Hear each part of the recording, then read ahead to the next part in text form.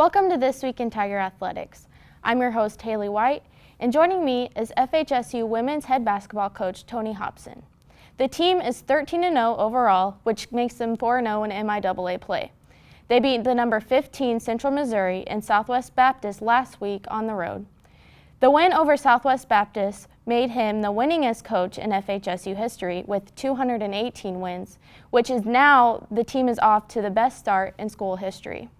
They host Northeastern State and Central Oklahoma on Thursday and Saturday this week. First off, congrats on another solid week of basketball. How would you describe how the team is playing right now? Well, I think we're playing pretty solid on both ends of the floor. Defensively, we've been probably more consistent than offensively because we've had some bad shooting nights. But overall, I would say we're clipping along. I'd say at about an 8 out of 10. I think we still have areas we can improve on. But since we have so many players that are able to score, if we have one or two kids with an off night, we seem to still be able to come through. So our depth has really paid off so far. And to be able to go on the road and beat a team, the defending national champion in Central Missouri, that was a huge win for you. What was the key to that win? Well, I think for us it was just our kids were really in tune when we were preparing for the game, so they prepared well and they didn't get lost in the moment as far as just getting overwhelmed. I don't think we were intimidated, and we do have a lot of experience, so I just think our experience kind of pulled us through, and we were ready to play and did a good job for a road game. That road trip was excellent for us because road wins in our league are tough to come by, so you have to play really well. Right. The team is in the top 5 in most of the national polls, and they're still undefeated. You took 2 Division I teams down to the wire in exhibition games earlier this season. Explain that a little bit. Well, I think you go into those exhibition games, and if you can get the ball to go in the basket a little bit, from the 3-point range, sometimes you can stay in those games, and that's kind of what kept us in there against KU. I think the K-State game we couldn't make a basket, or we would have beat them by, we would beat them. Our defense held us in there, and luckily, they didn't shoot the ball well either. So I think when you have kids that go in and feel like they actually have a chance to compete, and they can do a good job in those games, I think those teams have a tendency to overlook us a little bit, probably. That would only be the natural thing for them to do. So sometimes you can sneak up on them. But if you look at those teams and how they've done so far, they've played obviously all Division I teams. I think KU is 10-2, maybe 11-2. K-State is about 8-4. So there's a lot of Division I teams out there that we could handle and more than compete with. So going in there and competing so well against those teams does bring extra attention to your team, even outside of the conference. Does that give you guys more pressure that's already added on to a already high pressure situation, or do you think that you guys kind of thrive off of that energy? Well, I think initially it might have. I think that's in the back of everybody's mind now. I think people have kind of, other than maybe our fans and some people around those two teams, have probably forgot about. So I think what it gave us was 2 very good tests of just playing road games. It was similar to just going on the road in the MIAA and playing a really good team. So everybody thought that going on the road after Christmas, we hadn't been on the road much, would be a big change and all. But I think those 2 games helped us in those respects, just going in an unfamiliar place and competing with a really good team. And I think it helped us down the road. In your 11th season as head coach here, you've collected 218 wins. How does that explain how you kind of established this program? Well, first of all, I think, 11 years, it seemed like we should have been there last year. I thought we should have got there faster, but that's okay. It's just a gradual process, and it just takes a while to build things at this level. And I had never coached at this level before, and I knew it would be it would be tough the first few years. So I think first it starts with you have to have things in place to be able to win, and that's at the administrative level. There's a certain few things that you have to have, and then you have to just make good decisions recruiting, and you can't take shortcuts there. You have to just start getting a player or two every year that can contribute, that you like, that are going to be good people in your program. And when you get a few of those, then they draw other good players to your program. And I think that's what's happened. We're almost a team completely full of four-year kids that come in as a freshman. They have a lot at stake. They really buy into the program, and then they continually improve. So where eventually they're good enough to be really good players for us. Some of them are immediate contributors. Others it might take a while, and you see that happening this year with Belle Barbarieri. She's didn't play at all as a freshman, played some last year, and now she's a solid starter, a very good player for us, and it's happening with Whitney Randall this year also. You just see it. You just see it happen. And that's very rewarding as a coach to bring kids in that need to improve, and they work real hard, and they get their chance and take advantage of it. And with that being said, you've helped build the program into a national contender each year now. Does that make it easier to recruit quality athletes to the program? Definitely, it does. Really, our program anymore kind of sells itself, and people get on our website, they check us out.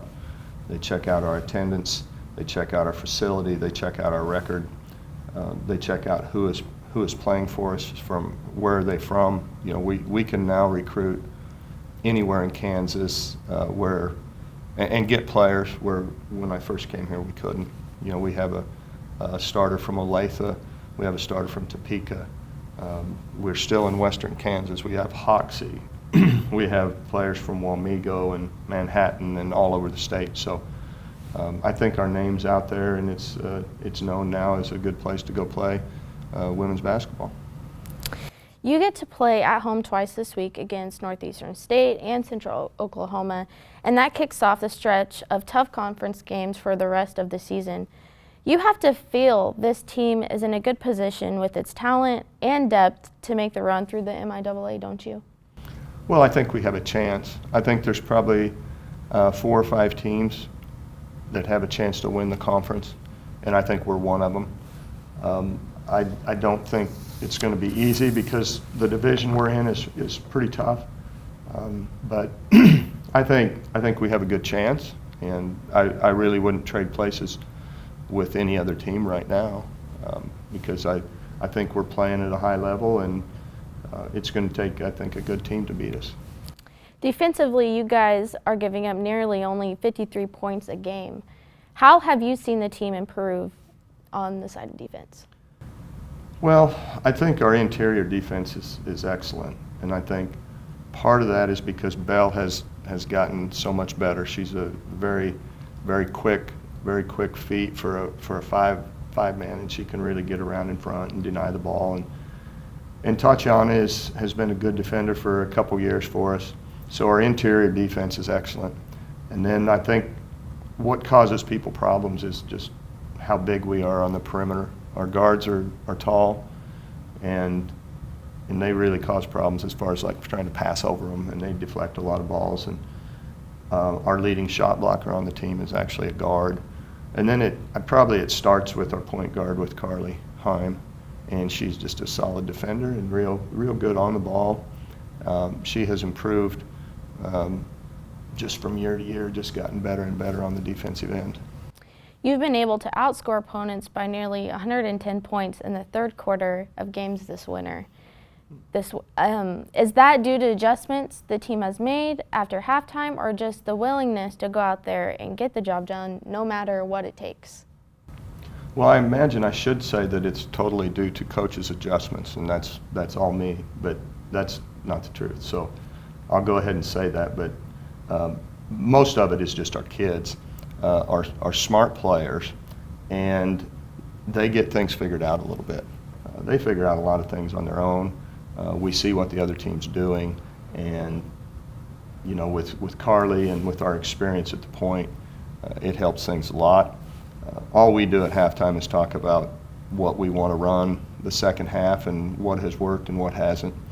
So I think it's just the fact that we have smart kids that make good adjustments on their own on the floor, and it just starts coming into play the third quarter. 4 players of yours are averaging in double figures in scoring, and 2 more are averaging just shy of that. You have to feel like that balance only makes a team stronger and keeps opposing defenses from keying on one player, don't you?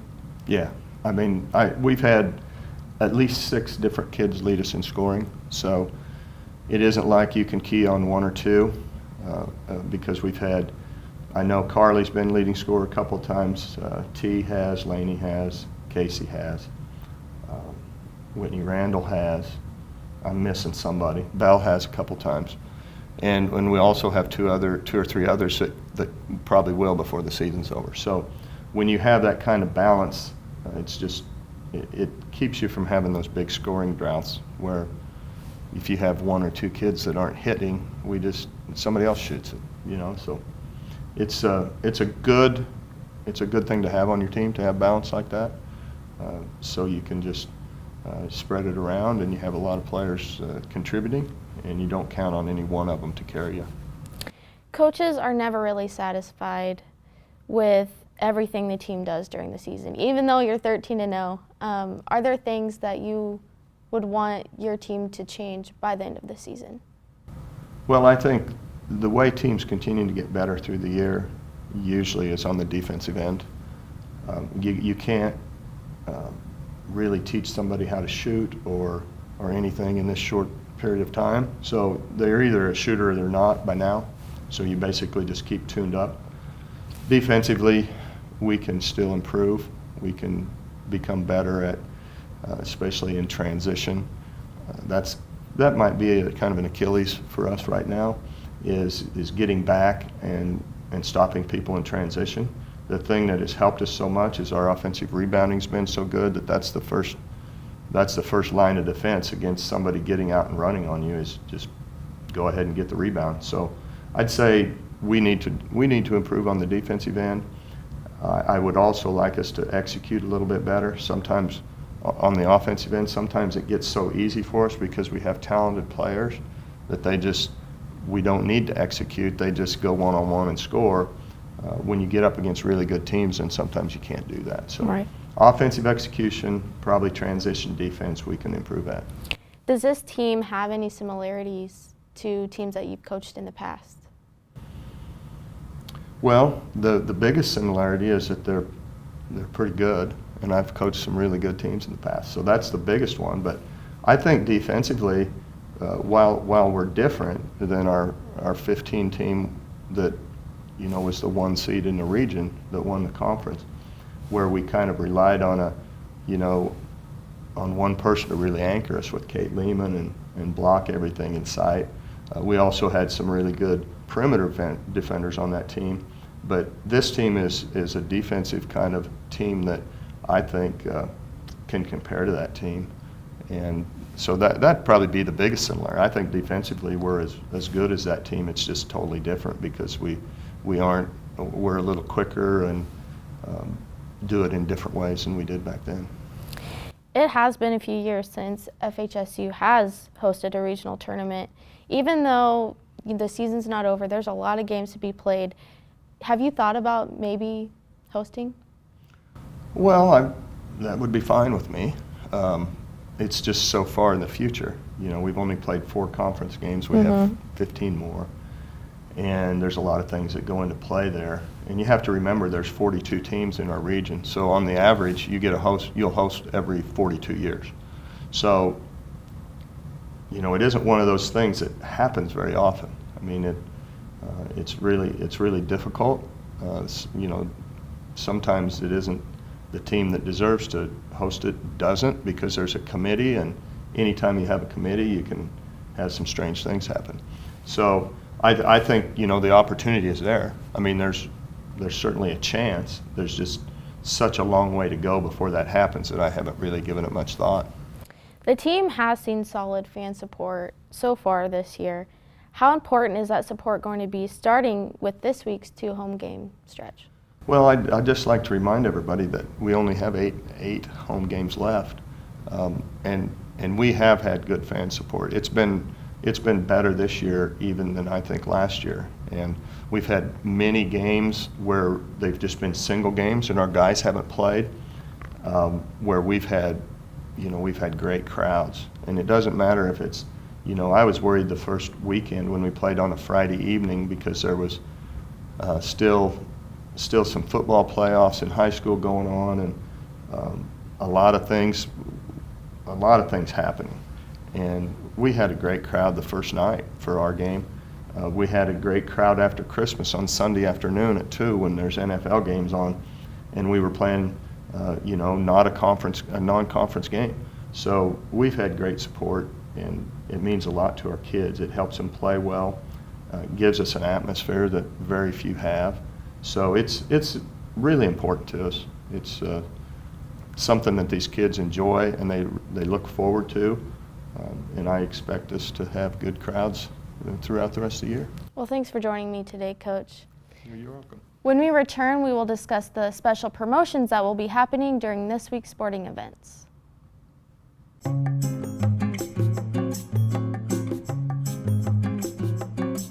He often climbs to the third floor of Rarick without taking a second breath. No matter when he submits his assignment to Blackboard, it is considered early, even if it is 5 days late. The line at Starbucks parts when he arrives. He considers the homecoming bonfire a small flame for s'mores. Every time he walks downtown, it's considered a march to Maine. His doodles on scrap paper are framed and hung in Rarick Hall. Once he parked in a 30-minute zone overnight, and the campus police left him a thank you note and a gift card.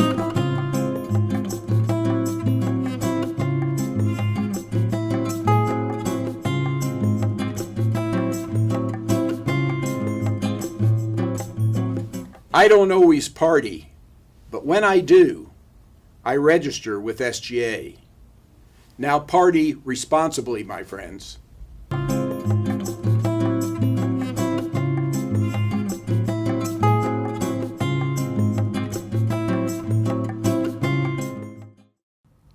Welcome back to This Week in Athletics. Joining me now is FHSU Assistant AD Matt Cook, and he's going to discuss this week's promotions at this week's sporting events.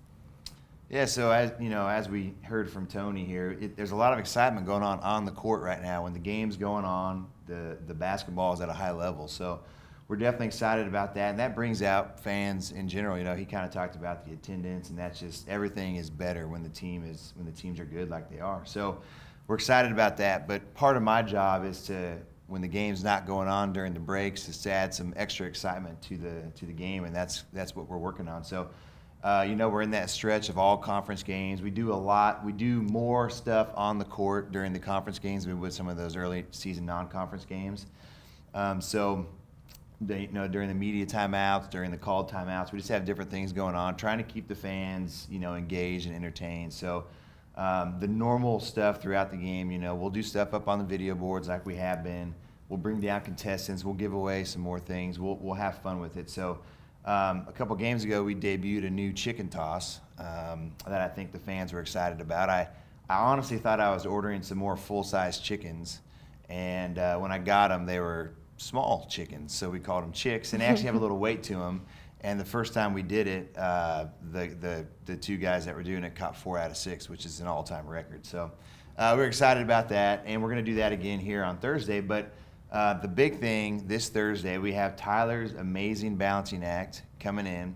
He's actually the #1 booked halftime show over the last 3 years in college basketball. And he's been to a lot of places. If you get on YouTube and type that in, you can watch and see kind of some of the stuff he does.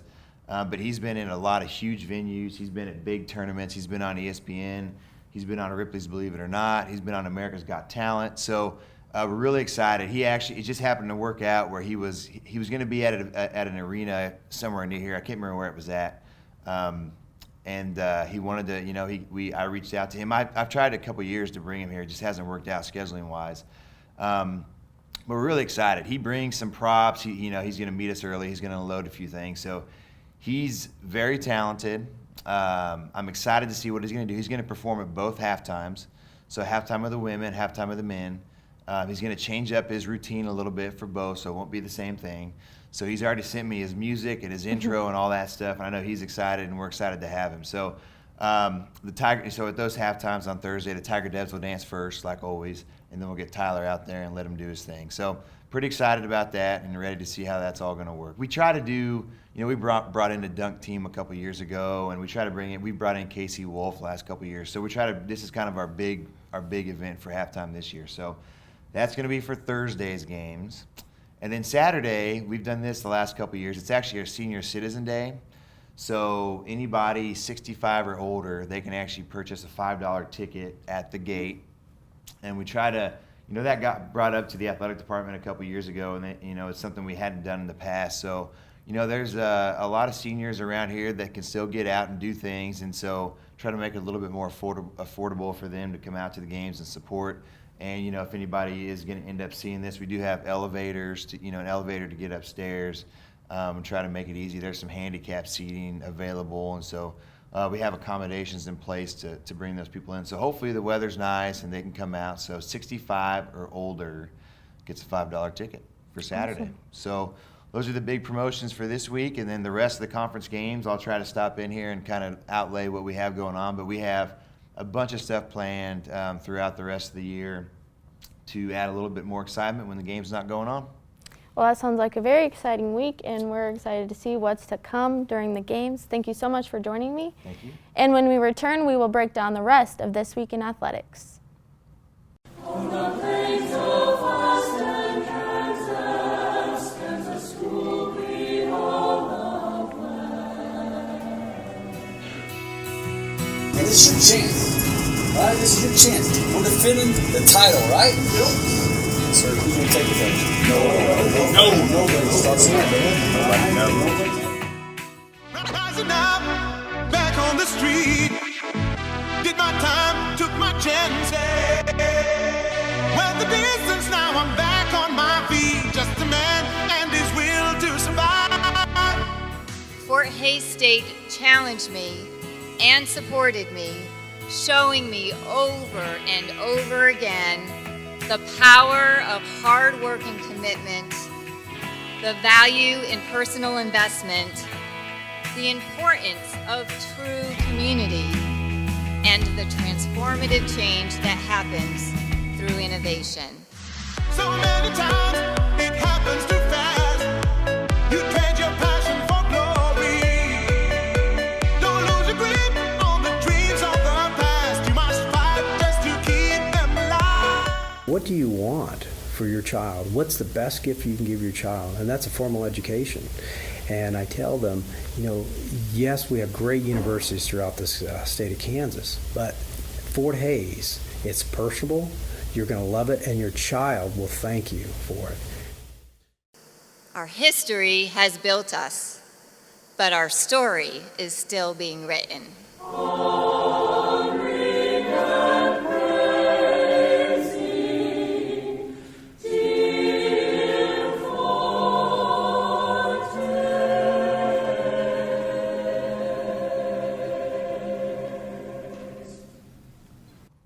Welcome back to This Week in Tiger Athletics. Joining me now is FHSU SID Ryan Prickett, and he's going to help me break down the rest of This Week in Athletics. So we talked to Coach Hobson about the success that the women has had so far this season. So after 2 road wins, the number 4 women will host 2 MIAA matchups this week, starting with Northeastern State on Thursday, followed by Saturday's contest against Central Oklahoma. Yeah, another big week for the women's program to, I guess, keep the train rolling down the tracks. Obviously, we're in great shape right now at 13-0. I was really happy to see us get through that first semester 11-0 and get to that game against Central Missouri undefeated.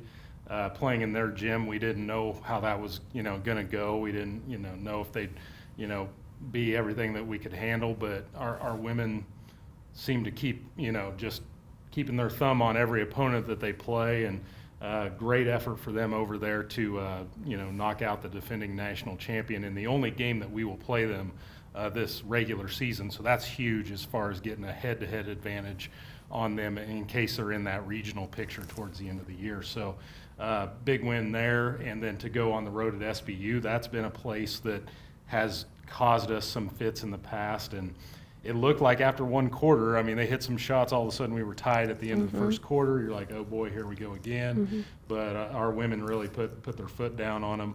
And I think that lead got out to more than 30 points before it settled at a 25-point margin. So, yeah, it's a huge week for us to keep that momentum going. Hopefully win a couple more here at home. I know Northeastern State's a team that's been struggling of late. They have a newer coach. I think they're trying to kind of rebuild their program right now. So that's one right now that you feel like you have to get on your home floor. But Saturday is going to be a huge matchup against Central Oklahoma, a school that has only lost 2 or 3 games. Last year they were in the mix for the NCAA regional, so they have a lot of their same athletes back. So that's going to be a tough game. I know we played some really tight contests against them last year, and so hopefully we continue to do the things like Coach Hobson was talking about, all those things that make us really good. We're a really good offensive rebounding team. We're doing great in the turnover margin area, forcing 21 turnovers out of opponents per game. That's a huge deal, and to lead the nation also in fewest turnovers per game. So we're really good at ball control. So once we do those things that give us extra chances or turn the other team over, we're not coughing the ball up much back to them. So just having those extra opportunities helps you win those games by the margins that we have. So yeah, a big week for women's basketball. And then the men also enter the weekend in the same fashion after beating Southwest Baptist 73-58, and they currently sit at 9-4 with the identical matchups as the women this week. Yeah, exactly. And right now, Northeastern State and Central Oklahoma come into this week without a conference win. I'm a little bit more shocked at Central Oklahoma not having one yet. They've been pretty strong in our conference the last few years, and so for them to be 0-4 in the MIAA so far, that scares me a little bit. They're going to be super hungry for a win. Northeastern State, they're going to be motivated too. They just came off of a loss back on Saturday where they were at their home building, lost to Missouri Western by 1 point.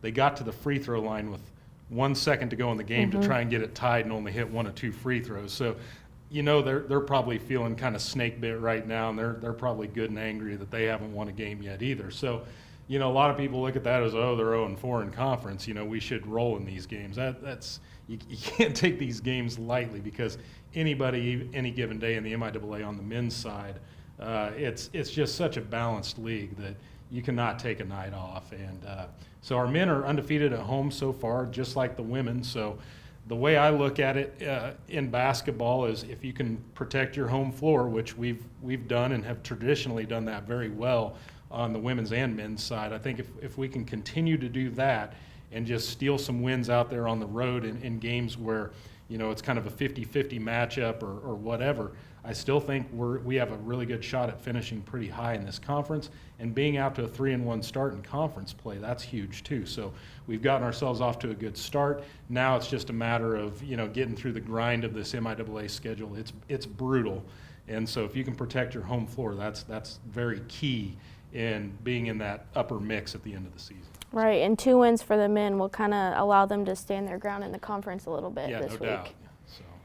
Lastly, coming off national duels, FHSU Wrestling is back in action this weekend as it hosts the MIAA opponent Lindenwood Friday, and then they will host a Kansas Cup on Sunday. Yeah, another MIAA duel for our wrestling squad this week. Kind of jumping back into conference play, they came off the national duels. That's kind of a fun event where a lot of the top programs in the nation, they all go to one centralized location and put together a bracket and kind of just wrestle it off to see who can beat who in duels. And we actually in the duels that we lost, we were right there in it coming down to the last few weights, and we couldn't quite seal the deal or get a win at some of those weights where the other team might have had a little bit higher profile guy or something like that. a lot of times those duels, sometimes it doesn't even matter what the ranking is on the team. It's all about matchups at each weight. And sometimes we match up well against opponents, and sometimes we just don't match up quite as well, even if there is no ranking on that team. So we'll see how it goes this week. Lindenwood has a lot of individuals that are in the national rankings. We have a couple. Brandon Ball's number 2 in the nation at 141, and FHSU guy, he's number 4 at 157. So and Ball's still undefeated on the season. So Brandon's, and FA are in really good shape to make a run at nationals again, and hopefully we'll have a few more of our individuals that'll step up here late in the year and make a run at it when it gets to regional time. But Lindenwood's going to be a really solid opponent on Friday. And then the Kansas Cup, just kind of talk about it on Sunday. We get to have all the Kansas schools that have wrestling come to the Coliseum, and we do it's an individual tournament format. So you get one guy at each weight class, and we put them into a bracket. And so if a school brings a guy at a weight, we could have upwards of 16 or 17 guys in a bracket. Now, some of these schools are still starting up their programs. There's a lot of new programs out there that are junior colleges and NAIA programs here in the state of Kansas. But we have a total of 17 schools now in the state that have collegiate wrestling. So there's not a lot of states that can boast that with the sport of wrestling. So it's kind of a cool event to just, it doesn't really matter. We got a couple of NCAA Division II schools where Newman will come, and then have a few NAIA schools, and then have quite a few junior colleges in the state that have wrestling now. So it's a fun event, and to just kind of say, well, who's the best of the best in Kansas right now? And so it's a cool event that will take about 4, 5, 6 hours to run that off on Sunday, but it's some fun action, and kind of gets a little bit of a break away from the dual format that you kind of get in the grind of doing duels right now, leading up to NCAA regionals in February. Right. Well, thanks for joining me, Ryan. Uh-huh.